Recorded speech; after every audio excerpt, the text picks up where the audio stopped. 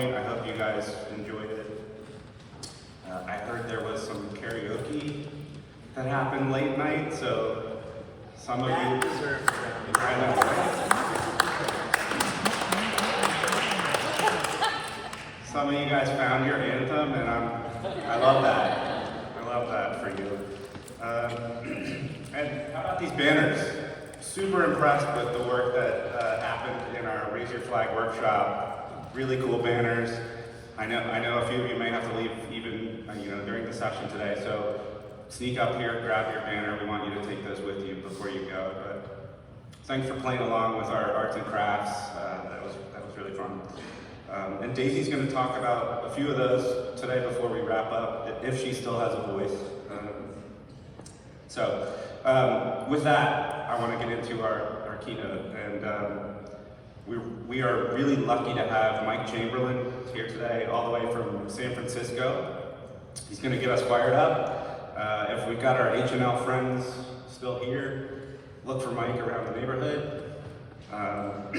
But it's a special treat to welcome somebody like Mike he's got deep global experience, but also local Maryland roots.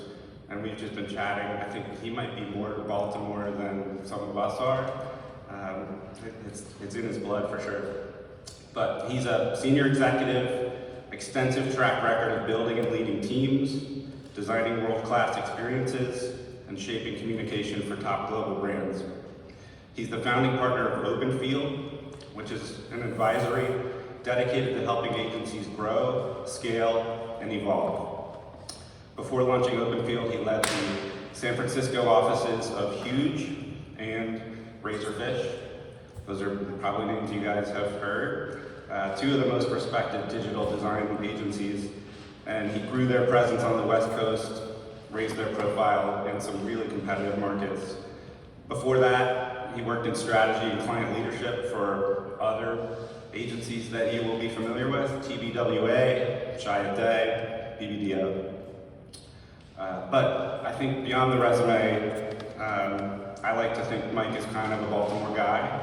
He's got family roots in Annapolis, which is just down the water from us here. I think his niece lives somewhere within a few blocks of us right now in Fells Point. And he's an O's fan, so how could we not love this guy here in Charm City? Please join me in welcoming Mike Chamberlin.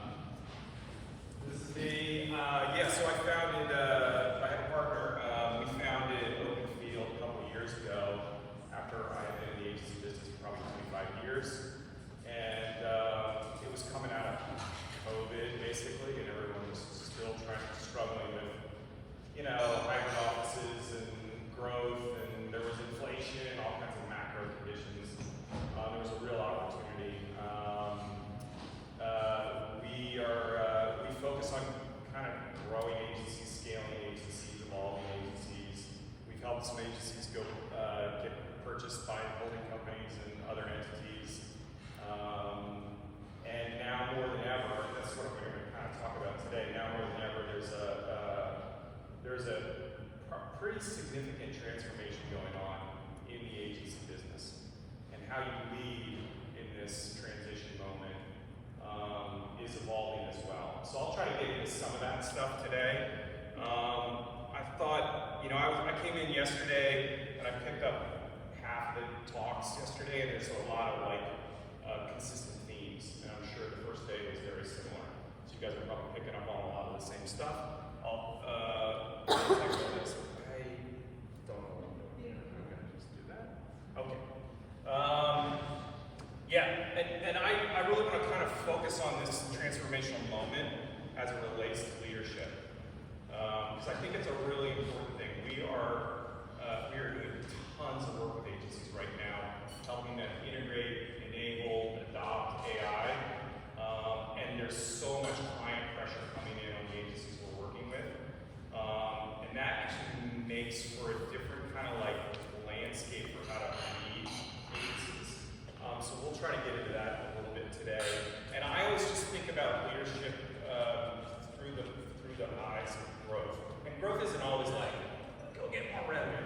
that's part of it.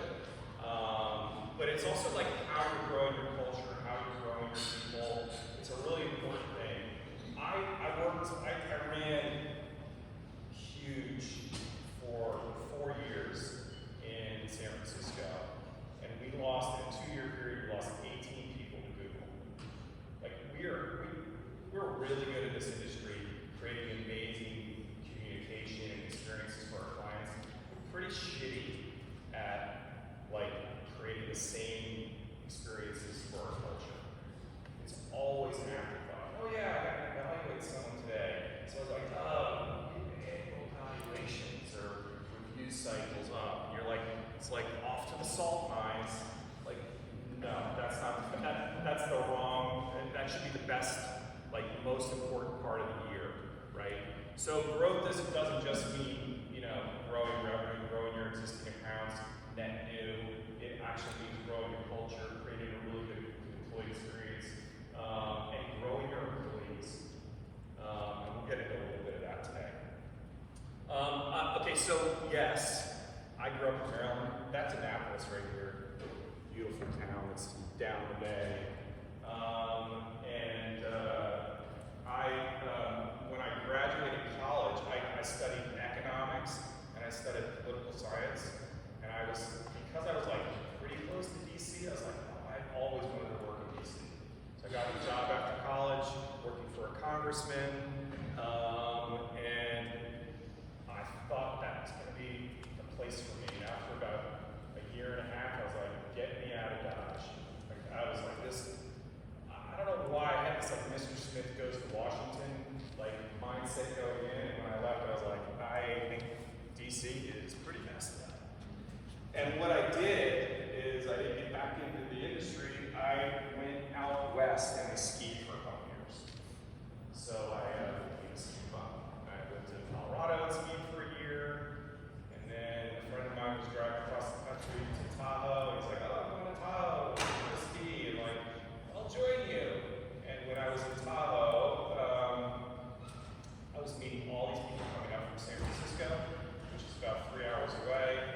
And I had a house, and I said, oh, if you guys want to stay for the weekend, any weekend you want to come up, just, bring cereal and orange juice, and you're good to go. And met all these people in San Francisco, and then they all invited me down after the season was over. And I was going to go there for a couple months, hang out. San Francisco is super cool, and come back to the East Coast and find a job. And I ended up going to San Francisco and staying. I worked in finance a little bit, and then someone said, you need to be really good, you should check out advertising. I didn't even know what advertising was. So I went in and I applied for a job in strategy at an advertising agency in San Francisco, and they plugged me into new business. And I was like, I didn't know the industry at all. I was really excited about the people, because we're in this very dynamic, young environment. There was a thing called a happy hour. This place is so cool. And I was actually pretty good at going 0 to 60 on clients and industries. I actually learned that in DC, I'd sit in these big committee meetings and I would find the one nugget that I needed to take back to the congressman. And for whatever reason, they were like, oh, give us a one-sheeter on the auto industry. And I'd bring back the most salient points.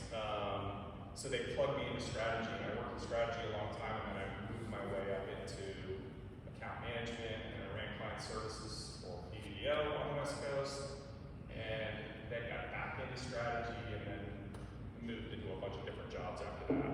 But still in San Francisco, I spent a year and a half in LA, and I came back to San Francisco, and it's a great place. Just like everyone, I hear there's a war zone outside from all the news reports, and boy, is it nice here in Baltimore to come. I was like, I still see Maryland as my hometown, but San Francisco gets the same kind of bad press. It's like, oh, San Francisco, that place is great. It's like, yeah, okay, yeah. There's a lot of cool shit going on in San Francisco, so I love living there. I have worked at all these places. Worked on global jobs, run global accounts, run strategy. I was the managing director of Huge and Razorfish. I took the job at Razorfish Razorfish.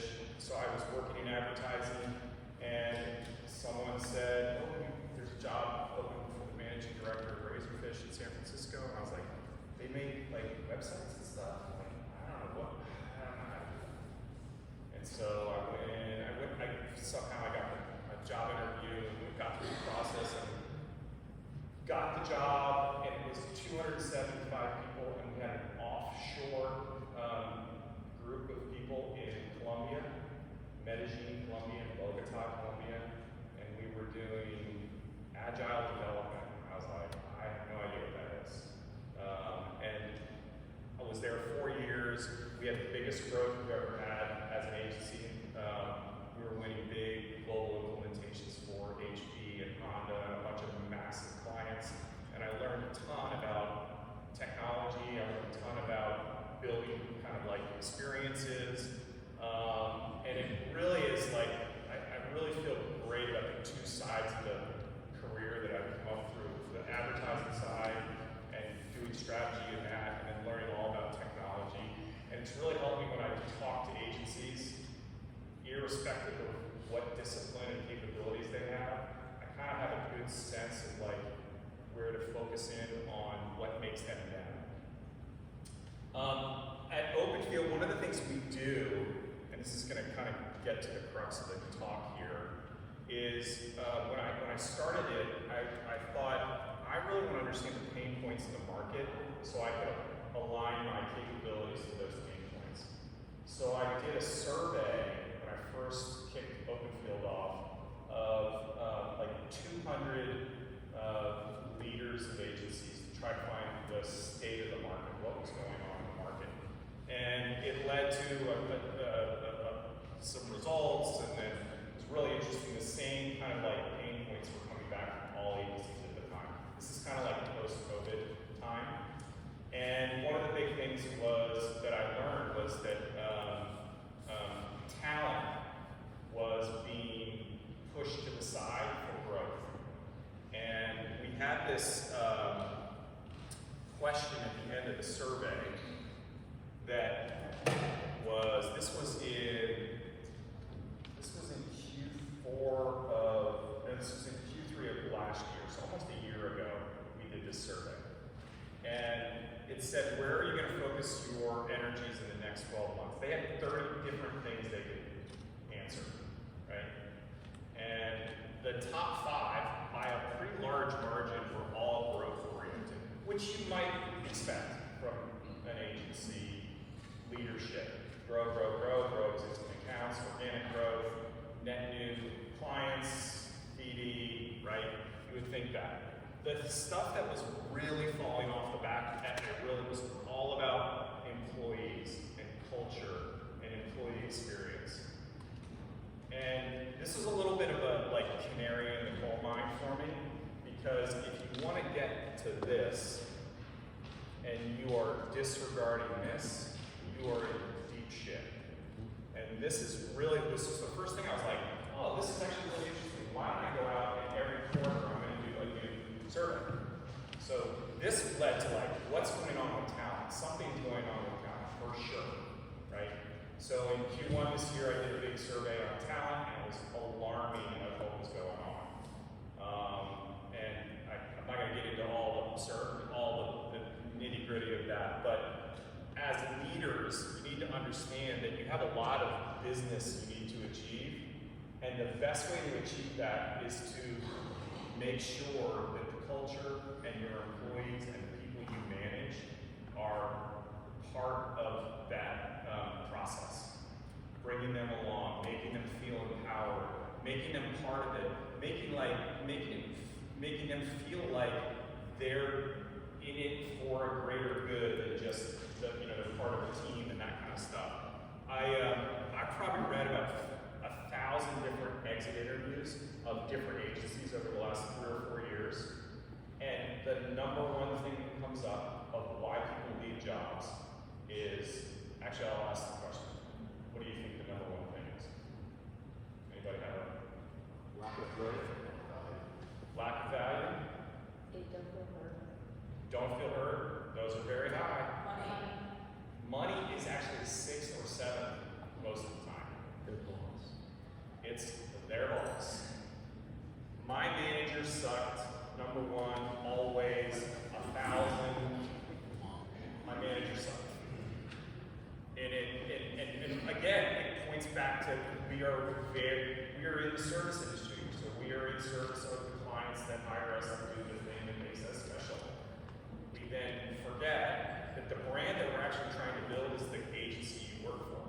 You're in service of that as well. You are serving your client, but you're trying to build this brand. To build a brand, you need to make sure that you're building up the people underneath you. It's so important. This is a train wreck. This is 200 leaders of agencies around the country that took this survey. This is fucking embarrassing. And you just need to understand the context, which is to do that stuff that's very important as you get to leadership. You're going to be counted on for growth. And I'm talking about revenue. You're going to be counted on for revenue growth. And you have to make sure that the agencies come along for the ride. Okay, so I'm just going to start with just some philosophical things of how I got into leadership and how I thought about it. And because we're in Maryland and because I grew up in Annapolis, I'm going to use a sailing analogy. I did used to sail quite a bit. And I lived in Annapolis, and the Chesapeake Bay was about 4 or 5 miles across from where I lived in Annapolis to the other side of the Chesapeake Bay. And at one point, I remember my dad, I had a laser, which is like a 2-person sailboat, but I would just sail it by myself. And at one point, I got old enough, my dad allowed me to sail it into the Chesapeake Bay. And he would point across to the other side of the bay and say, I want you can go there, and then you can come back. And I would say, okay, and you would think, just straight line it there, straight line it back. But that's actually not how sailing works. That's actually not how leadership works, right? To get to the other side, this is the beautiful San Francisco Bay. The wind really blows in San Francisco Bay, by the way. It is completely goes crazy there. But to get to the other side, you have to work with the tides. You have to work with the wind. You have to go backwards and go forwards. 2 steps forward, 1 step backwards. It's always a game, and you got to kind of give and take to get to the place you want to get. You have to understand that that's just the norm.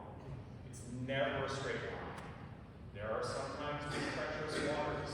There's sometimes the tides are higher. Sometimes the wind is really strong. Sometimes you have to pull the sails in. Like, that is just leadership. And when you get used to that chaos is just the norm, then you understand how to lead a little bit better.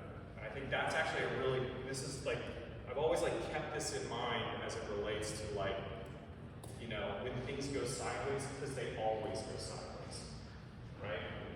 I say to people who do big time, we used to make Super Bowl ads all the time. Huge productions for these Super Bowl ads, and super stressed out. The producer would always freak out. I'm like, you're a producer. Of course. That's the norm. You signed up for it. Have you ever been on a production shoot, especially this high stakes, where it's not stressful? Get over it. What are we doing here, right? So yeah, it's never a straight line, and it doesn't have to be. Just know that going in. When I was when I started to get into leadership, I started to think about it in a different way. It's just how I went from this to that. My muscle group called execution was completely overdeveloped at the start. I dotted every I, crossed every T, I kept the trains running on time. I was very good at that. And then I realized that it needed to be more than that, right? So then I had to ask the question every day as I got a little bit more senior, how am I adding value today? Every day it was I came in, I was how am I adding value to this relationship I have with the client? It has to be more than just checking boxes, right? I have to be able to look around corners to see that what we're doing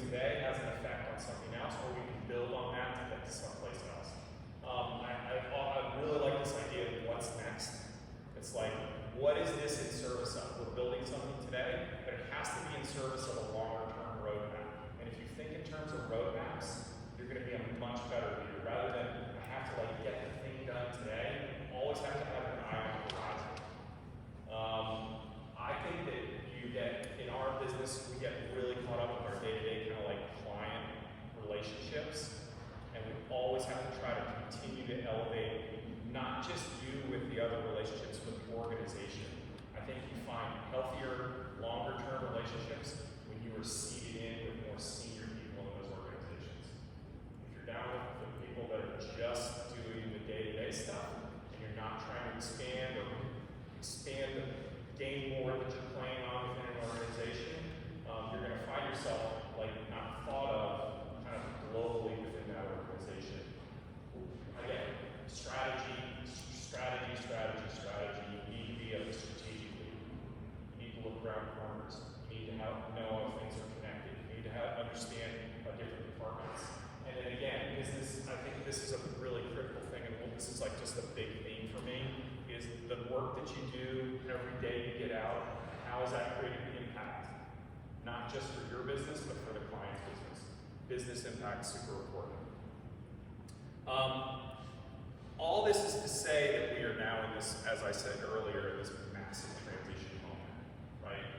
We had some high inflation, which was, at least where I was living on the West Coast, and I have quite a few clients in New York.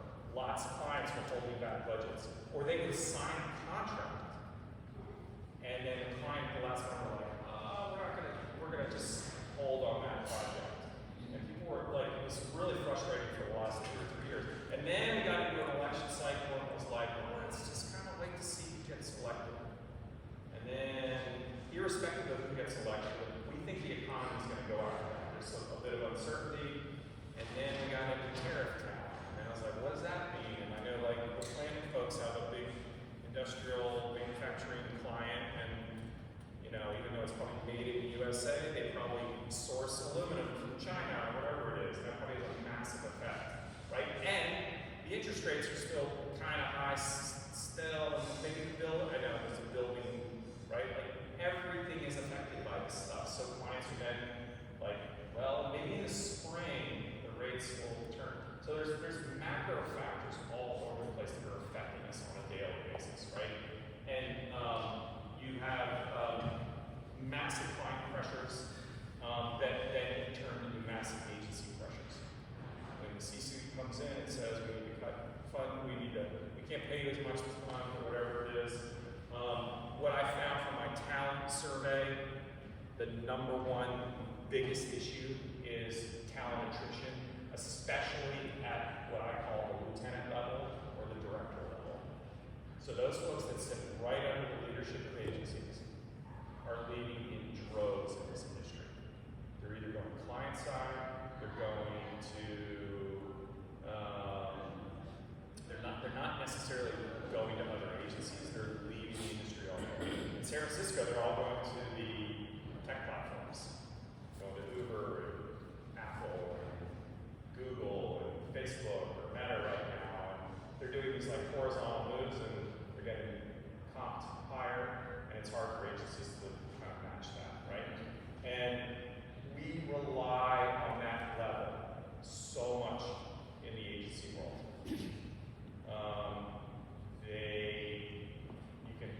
They can do a new business deck for you. They can take a senior call on Friday when the client's all pissed off. They are adults. They can get in any meeting. They can make a difference. They have impact.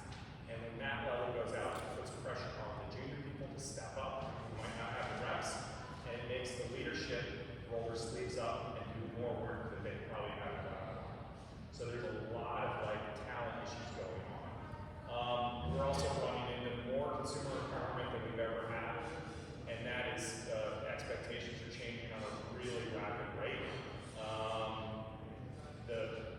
For 80 years, the relationship was completely owned by brands, and consumers kind of like had to submit to these messages. They no longer have to submit to messages. They subscribe to whatever brand they want to. They can watch whatever brand they want to, and your message might not get through. I was reading this thing that you see 5,000 messages a day and you only act on like 2 or 3. So imagine being a CMO in that. And AI, right? And that's actually probably the biggest change that I've seen. It wasn't even like when I did that one survey, which was like back like 9 months ago, AI didn't even come on the radar of things I want to focus on. Now it's the only thing that everyone wants to talk about. The number one thing by a long shot. And it is putting massive pressures on agencies because it's completely changing the game. So let's just talk about AI just for a second and why it's different. And again, I reckon this has been a pretty common theme. I haven't heard all the talks the last few days, but so if you've seen some of this stuff, just be like, yeah, that's fine. This is great. This is how to get to 50, this is the time it took to get to 50 million users. The internet, about 5 years. Smartphones, 7 years. Instagram, 3 years. TikTok, even 3 years. Right? ChatGPT, 1 month. 50 million users. 100 million in 2 months. Just this year, February, 400 million users. July, 800 million users. Like, uh-oh. Shit is crazy. And the thing is, why it's crazy is because a lot of the stuff that AI is doing is the stuff that we do. So the executional layer that sits under agencies that we get paid for, we get paid big dough for, is all getting taken away. And clients are like, we can do the copy. Don't worry about the copy anymore. We'll do the copy. They actually, by even saying that, they don't even value copy because they think anything that comes off of ChatGPT is like, whatever. That's good. Oh, we'll just do 10 versions of it. We'll just A/B test the shit out of it. It's like, that's an issue. And why is this exploding at such a rapid rate? Well, first off, it's over the cloud, you have accessibility. So that's just ChatGPT. There's probably like 1,000 tools now that have popped up in like the last 4 or 5 months, right? So in May, this wasn't even a massive deal, and then or like in the early spring, this wasn't even a big deal, and then May, all of a sudden, it's like it just hit like a tidal wave, right? And it's just gaining steam. And you have existing infrastructure, so this stuff can just expand really, really rapidly. There's obviously high incentive pressure here. Pressure from the clients because they can save a ton of dough, right? By using the tools that AI has out in the market. You get really good at it really fast, right? I mean, just think about where you were maybe in January using ChatGPT and where you are today. You're like an expert prompt engineer now, man.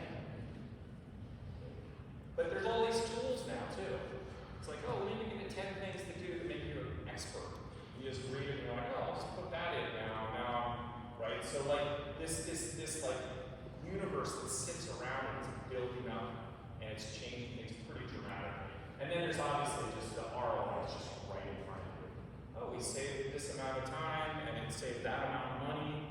The real question is you're going to have to start to show strategic value in how you serve your clients, right? Again, you're becoming leaders, you're becoming more strategic, you're offering more strategic value. That's where you're going to win. You're going to need to execute still, but the real value that you guys are going to show as leaders is through that kind of like strategic thinking, orchestrating the marketing efforts. I'll get back into this, but this is essentially some of the big themes in the market, and I'll share this. So I'm going to share this now. You guys can look at this. The big thing is we used to get paid for like time and materials, and now it's slowly going to go slowly. It's going to rapidly go into outcomes, right? We are working on 3 separate new pricing strategies for 3 separate agencies who used to get paid for their time, and now they're going to get paid for their outcomes. And it's like they're like, wow, and it's all going to be hybrid. So there's going to be some like you're going to get paid for computing hours, like there's some big tech platform, right? They're going to get paid for like the outcomes that their work going to be some sort of like incentive pricing. That's just not what the industry's done. So this like collapse of this time as a currency is a really big deal and has major effects on like the business of agencies.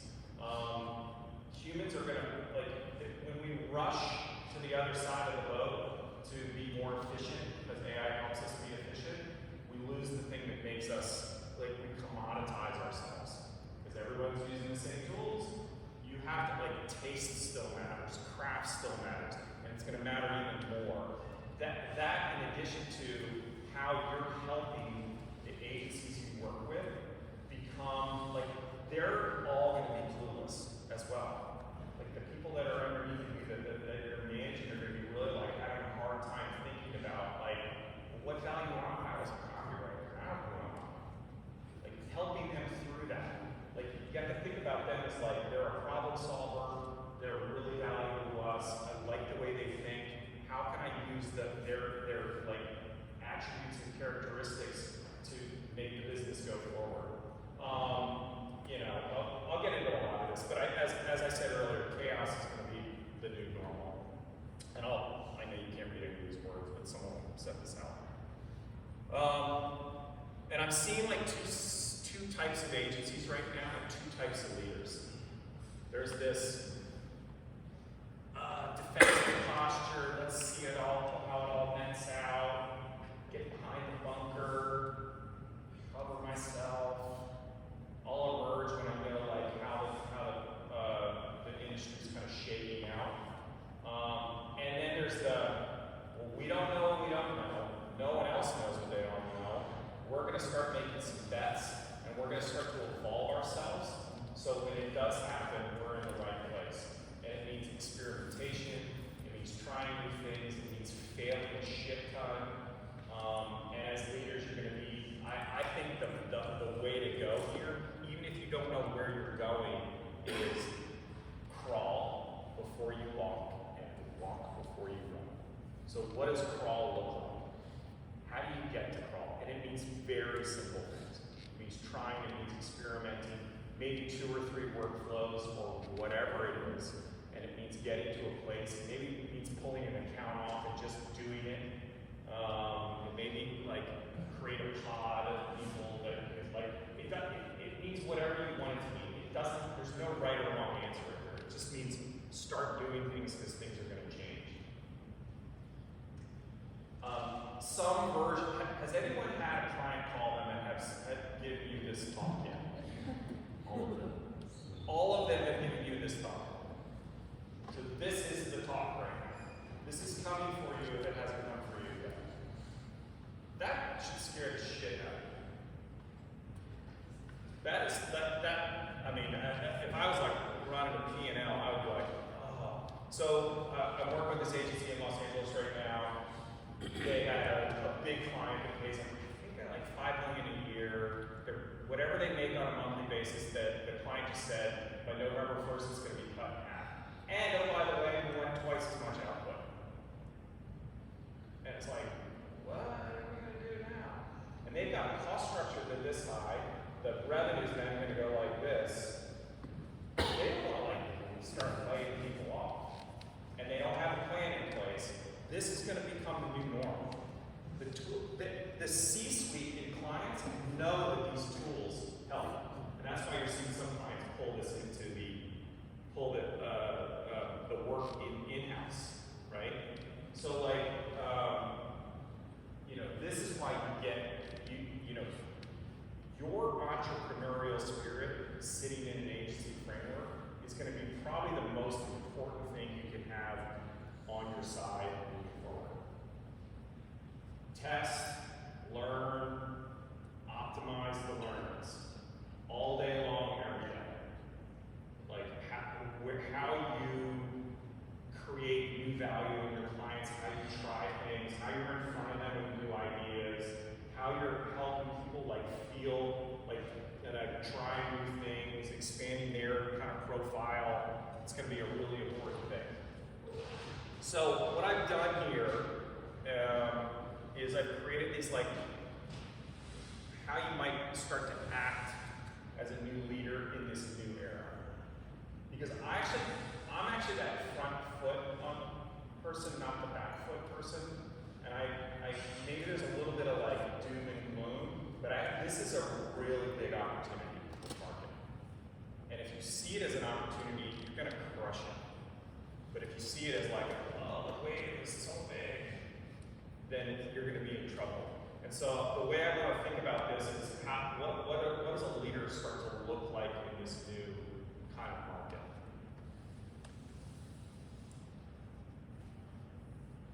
So really simply, number one is you're a problem solver.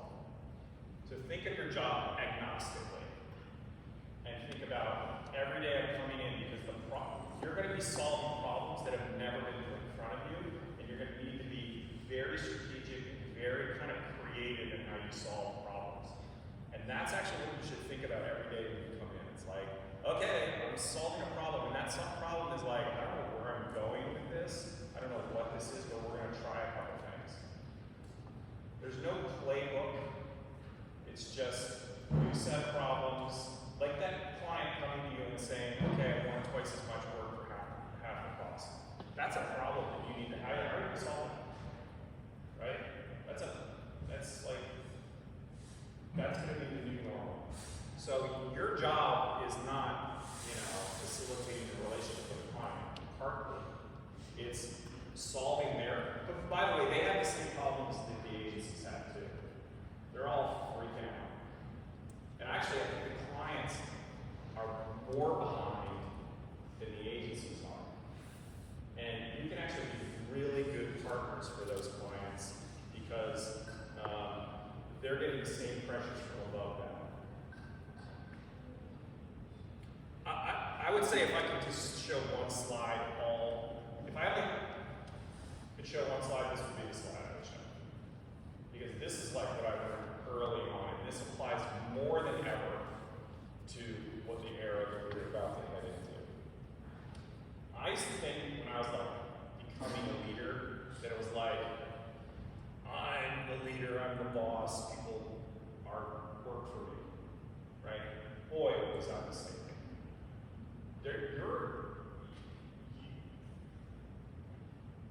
Your employees do not work for you. You work for them. That is your job. Your job every day is to get up and figure out how you can get shit off their plate so that their skills, their expertise can come through. If you think about the job in those simple terms, you're going to be a really good manager. Every single day, how can I help them do their job better? That's a recipe for success on building a really strong culture and becoming a really good leader that builds trust with the employees that they manage. And I swear to you, this is, for me, it feels a little like hippy-dippy and like, this is majorly important. If you can build trust with the people you manage, and you have their back, and you help them do their job, and you're not afraid to like roll up on something and be like, hey, what can I help you with today? Even if it's like a task that's infinitely beneath you, do that task. That trust and that they'll when you need to like implement a new strategy or you need to do something different, they will go to bat for you. They'll run through a wall for you. And the thing is that you need to understand that you running through a wall for them makes all the difference. So everyone you manage, think about that. Like that, it's all about them, it's not about you at all. In fact, I always used to think about the leader as like the quarterback of the team. I actually think the leader is more like this is a football analogy, but it's like the left guard or the left tackle. Is the left tackle the one that gets paid all the dough and protects the quarterback? That's what the job is. Unsung hero, sits behind, you never see him. The quarterback never gets sacked. The quarterback is actually the employee that you're managing. You want to think about it in those terms.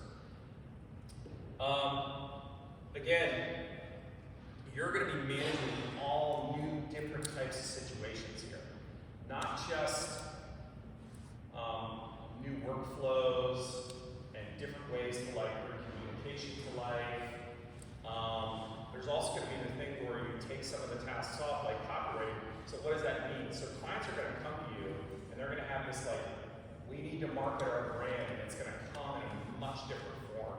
And you're going to have to be across a number of different things, orchestrating this, and then also helping people that are beneath you take on new roles, assume new capabilities, try new skills. The copywriter of today might be an amazing strategist tomorrow. Literally.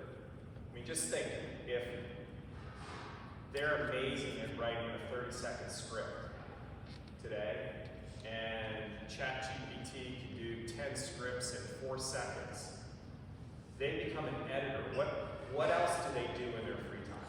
If they're a conceptual thinker, use that conceptual thinking that they bring to bear. Think about ways, right? So this idea of like, operating a business that has a playbook, which is really what our business has been for the last 25 years, and that playbook's no longer there. Now what do we do, right? Again, this is kind of like this says human here, but remember that the idea of like empathy and humanness is AI. Literally, AI can't replace any of that, right? So the more you lean into being an empathetic leader, an empathetic partner for your clients, understanding that humanness is actually going to make you less commoditized. How you bring craft, how you bring skill, how you bring like different thinking into these tools that are going to help you kind of like get through the executional part of your job is going to be a really big, important part. I used to run a big strategy department, and when someone would write a brief, many people used to be like, I write a shaker brief. I know you'll be there in a week or so. They always thought it was like there's only one answer. It had to be the right answer. There was only one way to do the brief for this one client on something that they wanted to like exploit. And I was like, no, there's like 50 briefs. And it doesn't, as long as you're none of these ideas or none of these decisions you're making are precious. Making decisions is the only thing that matters. Move. Your mind thinks different than everyone else's mind. So put it down on paper. Don't be afraid to show your point of view. Get it out there. Now, you better have support for it. It better mean something. It better be related to the topic. Of course, you need all the compulsories. But, there's so many different ways to, get into a brief or get into a client or solve a problem. There's not just one way. And remember that, the idea of, they're often, when left with the task of finding some sort of strategic way out of something, it leads to paralysis. But as you become, the leaders of tomorrow, or you start leading your agencies, and many of you are probably already leading your agencies, just move. You're smart enough. Someone's put you in a position of leadership. They trust you. Take it for a ride. You're like a souped up car sitting in the driveway running. Take it for a ride. You have the experience, go. This is going to be a really, really big deal. And this is going to be really hard. I don't even know what form this takes. But you've got all these super valuable people that work for you, work under you, and their roles are going to transform in the next 18 months, right? Client pressures, agency getting reformed, how you're going to help them transform is going to be a really big deal. So really understanding them at their core, what their core characteristics are, what they bring to the table, who they are as people, right? What makes them them is going to be a really important, finding their new talents that can be brought to bear to make your brand, your agency grow, make them grow as an employee, make them really empowered, feel really good about like, this is gonna be awesome. I feel really great about this. Because there's a lot of like, I don't know what's gonna happen, right? I mean, we're all feeling it. I don't care if you're like been in business 30 years or you've been in business 5 years. There's a lot of ambiguity of where we're gonna be going. So how you can help like get over that hump is a really big deal. Again, value, business impact, how you're creating that value for your clients, that's going to land a lot on your shoulders. Currently, they pay you for this. Tomorrow, they're going to pay you for this. That's going to be a big shift. They paid agencies the same way for 30 years. Tomorrow, they're going to be paid differently. Like, what is that new value? And you're going to be the people that are going to be able to determine that. You should start to determine that like today. What is that? And again, not all clients are going to move at the same like pace. Not all clients are going to like tomorrow tell you we're now going to be all AI or whatever it is. Like this is going to happen over the next 2 or 3 years. But what value you offer clients is going to be a really big deal, especially at the leadership level, and that's going to be a big part of who you are. Anybody know what these are? These are the posters that used to hang in the offices of Facebook when they first opened. Done is better than perfect. Move fast and break things. Like, I never grew up in an agency where we said done is better than perfect. In fact, it was the opposite. It better be fucking perfect before it's done. Or, you better not break a thing. I want every pixel in place. So take your time, get to the place you need to get to, right? And it's because we didn't get brought up in this like code building, development, technology development environment, right? And one of the reasons why some of these tech platforms are literally continuing to print money is because they have this mentality, which is get to MVP, stick MVP out in the wild, learn what's happening, learn how people are interacting with it, optimize it, tune it, change it, give me a new version of it, get the new version out, continue to tune it. It never ends. So they're not afraid to try things, experiment things, have that what's next mentality. That is like how hackers think.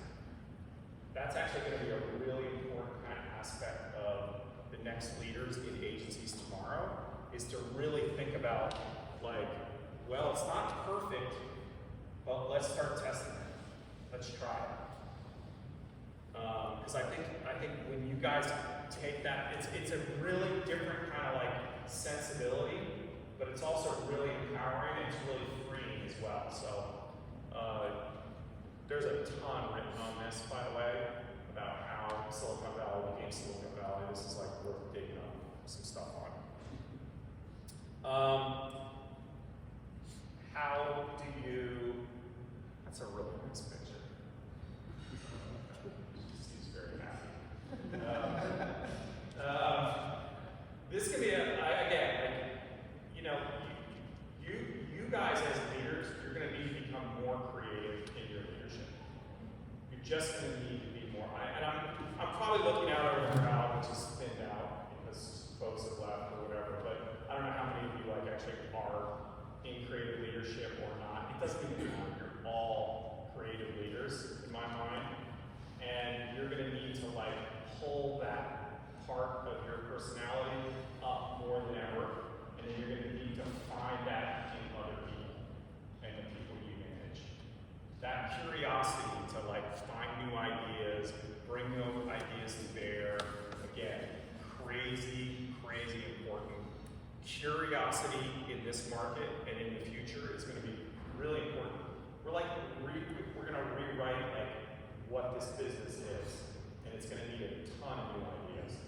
And there's no playbook for it, right? And everyone can do it. And then this is just the last piece here, which is like just personal, right? Just like, how do you like feed your soul every day? What is it that you do outside of this job? We are not solving world hunger here, right? You cannot totally become these jobs, right? You have to feed your soul. I just want to like, how I get to a place where I can like sweat every day is like, if I can sweat every day, I feel really good. I can wake up the next day and like go charge. You have to find that thing because you don't want to get into this. I think there was someone was here yesterday who was, I caught like part of her speech where she was like, she had like, maybe I read that wrong, she had a heart attack or something. We don't want to, come on now. Like, that is such, I'm so glad that was actually, she actually said what she said, because you don't want to get to that place. The better leader you are is the more like steady-handed tiller you have, right? The more calm you are. The more like, yeah, I've seen this before. The waters are treacherous around you. You're completely calm, right? People might be freaking out. You're not freaking out. And to do that, to make sure you're not like freaking out, you need to feed your soul in other areas, and you need to make sure that that's on the calendar. It's an important part of your day, like a stand-up meeting is. And in fact, I would say it's more important than the stand-up meeting. So whatever it is, for me, it's like getting on my bike, or walking my dog, or running trail running, or whatever it is. But like super important stuff. Okay, so I think I'm gonna stop there. I have a couple more slides, but I think maybe the idea of like redundancy, and I know we have like 5 minutes. Maybe we'll see if there's any questions. All right. Welcome, Lois. Welcome, Lois. You talked about decisiveness. Have you always been decisive, or is that a skill that you kind of develop over time? No, I was not always decisive. I had the same kind of fears that I was going to be right on something. Like when I was doing strategy, I never wanted like, I had thoughts, I had ideas, but I was always super reluctant to like put them out there in a public forum to get ripped apart. And sometimes I come in and like, well, here's 3 ways that that was just me showing my insecurities. You know, and I think if you, I think it's totally normal to feel like to grow in decisiveness. It's a totally normal thing. And realize if what happens if it's wrong anyway? What, put you in like creative brief jail? So no, I actually think it takes a while, but you just have to, it's just reps. Just like everything. Just like get your point of view out there. Having a point of view and like stating your point of view in a public forum, the more you do it, the easier it gets. And then really be diligent about the support you have for that idea. It's not an idea just to have an idea. It's like, it's fully baked underneath. So it's unassailable. You know when you have an unassailable idea. Like I was just like, I can't dig super deep here. I'm like the target audience is here, and here's where they overrated us. You know, the brand legacy has always been about this. Here's a really important part of that brand legacy. The market has white space. No one's talking like this. This is a really relevant thing. Look what's driving business over here. Like, just set the whole thing underneath. So when you say the idea, it's like, well, let me tell you why that idea is like the idea. So I think it does take a while, but you just have to do it. Go ahead, please. Either or. So obviously, AI is everything, and the idea of AI disruption, innovation, but how do you, I guess, what would you recommend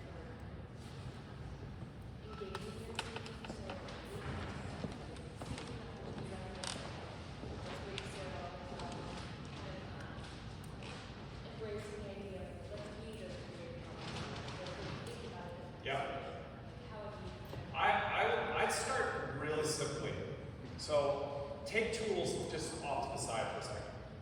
Like what tools you use, depending on like the discipline you're in. Like media has its own set. Like great, like there's a whole.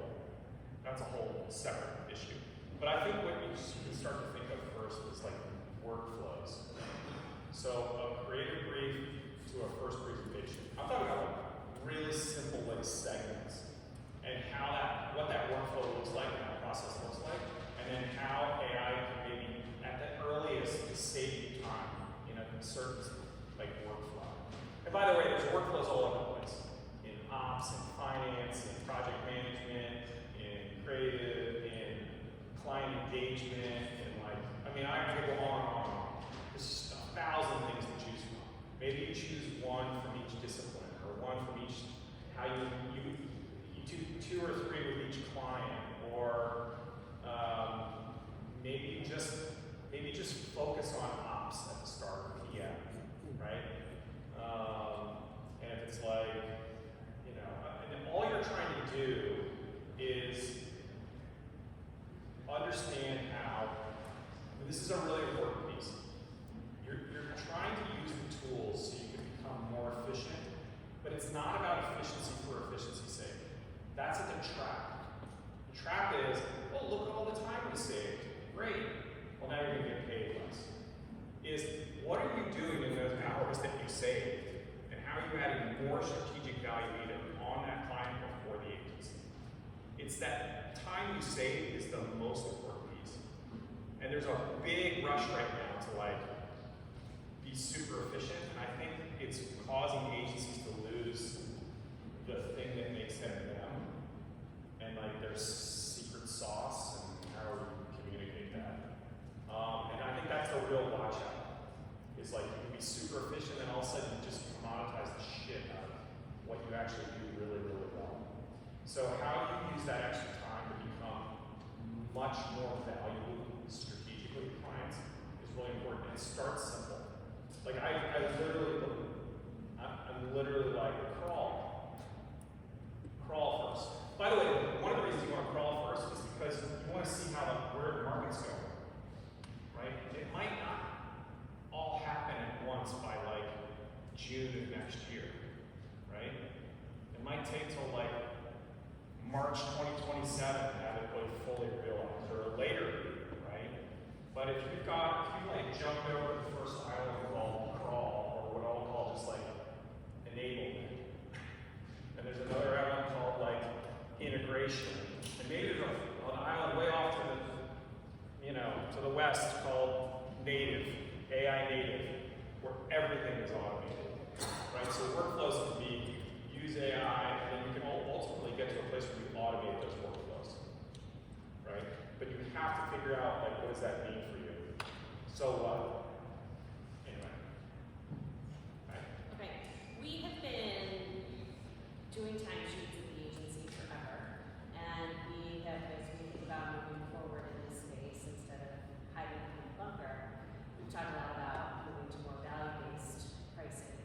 You talked about outcomes-based pricing, so I'm curious your opinion between Similar things, different value semantics. versus outcomes, because I can see how value is going to be a subjective thing. If clients trying to tell you to take less time, spend less, and so is it really about effectiveness more than it is about value?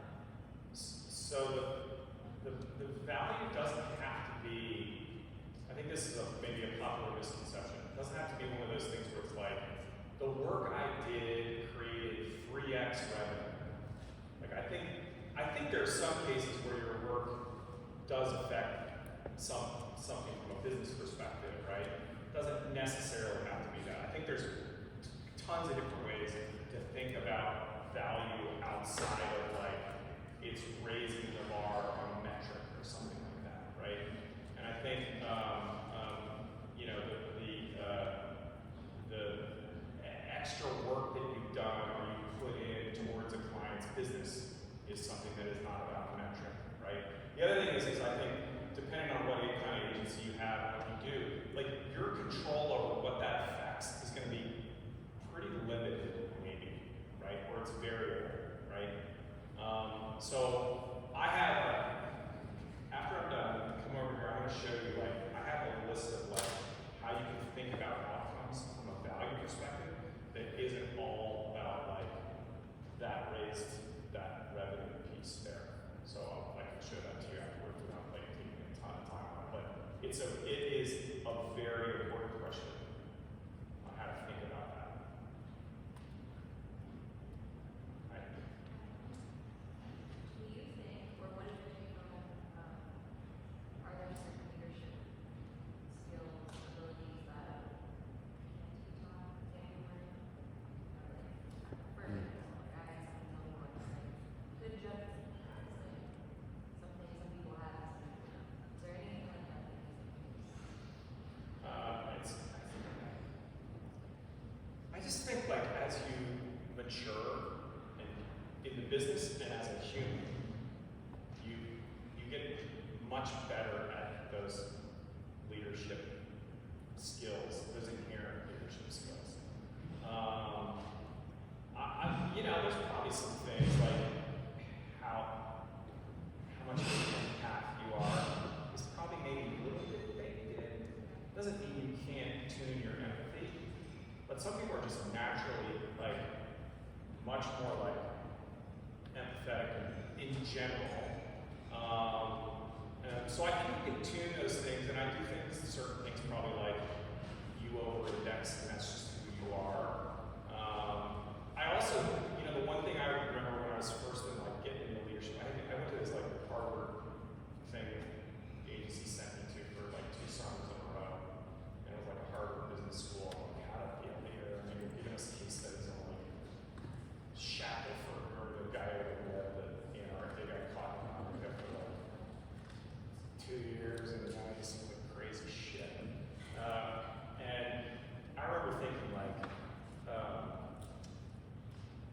when I was taking it, I was like, God, I suck at this. Like, man, I would die. I mean, it's like, all the exams they were giving, I was like, I would not want to be in that situation, or how would you act in that situation? And then you just realize, like, you get caught in a situation where you think about the things you can't do rather than things you can do. I went into a job at which I knew nothing about technology.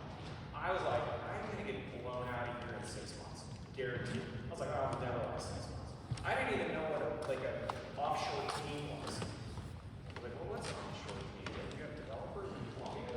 What's a developer? What's coding? I was like, I mean, can you imagine, like, the people who were working there? Like, it was just dope. And what I realized is I just leaned into things I did really well rather than the things I didn't. Like, I didn't try to overcompensate for what I didn't do. I really leaned in and was like, I'm really good over here. And I just leaned in there, and over time, I kind of learned this to a place where it was respectable. So I would just say, it's time to go. I would just say that whatever your strengths are, just, like, don't try to overcompensate for your weaknesses, like, lean into your strengths. I'll sit over there for a little bit. I want to show you that thing there. But thank you. Thank you.